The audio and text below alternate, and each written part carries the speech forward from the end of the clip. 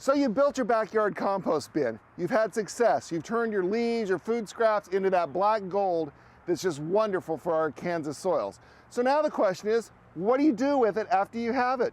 Well, compost is the best thing you can add to our native Kansas soils to help break up that heavy clay structure that we have. Clay soils just tend to have all these negative parts about them. They tend to be very wet when it rains under our Kansas rainstorms. And then of course, when it doesn't dry, well, you could carve them into bricks and build a house. To me, the best use of the compost is to work it directly into the soil to help improve that structure. Keep in mind our roots grow 6-8 inches or more, so we want to spade that in to that depth to get a nice deep root zone. You can add compost in the fall to our vegetable gardens. That's the ideal time because as you're preparing in the fall, you can coarse spade, work the compost in, let it break down over winter, and then come March, April, you're ready to plant your vegetables. As far as for the annual flower garden, same thing. The frosted annuals can come out, spade the soil, add the compost, you're ready for next spring. When you're working compost into the soil, you probably need to add a minimum of 1 to 4 inches. Now I know that's a fairly wide range, but the more you can put in, the better it is.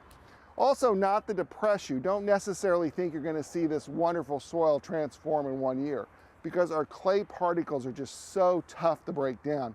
It may take several years of continual adding compost to really get that rich, loamy soil that we see in garden magazines and books.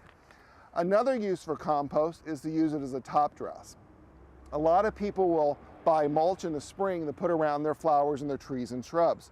A 1 to 3 inch layer of compost around those plant materials can help control moisture, cool the soil, keep weeds down, and then it eventually works into the soil to help improve the soil. Compost can also be used in our lawns. It can be broadcast over the surface. It's a very light layer, maybe 1/8 of an inch to 1/4 inch at most. We don't want to cover the grass. We just want it to filter down into the soil surface and help break down thatch. The best time to add the compost to a soil is when you key it with your core aeration. So for a cool season lawn, bluegrass and tall fescue, we'd probably do that in the fall, September, October. For those of us that grow the warm season grasses like zoysia and Bermuda, we core aerate those lawns more in late May or early June. That way it's the best time. So you pull the plugs out, the compost filters into the holes, and it helps break up the soil. So as you can see, there's almost 1,000,001 uses for compost. You probably will not generate enough compost in your backyard that you're going to say, wow, I have excess, because there's so many uses from the vegetable garden, the flower garden, mulch, trees and shrubs, or on your lawn.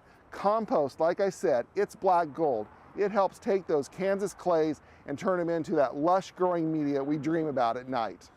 For more information, visit your local extension office or visit our website at kansasgreenyards.org.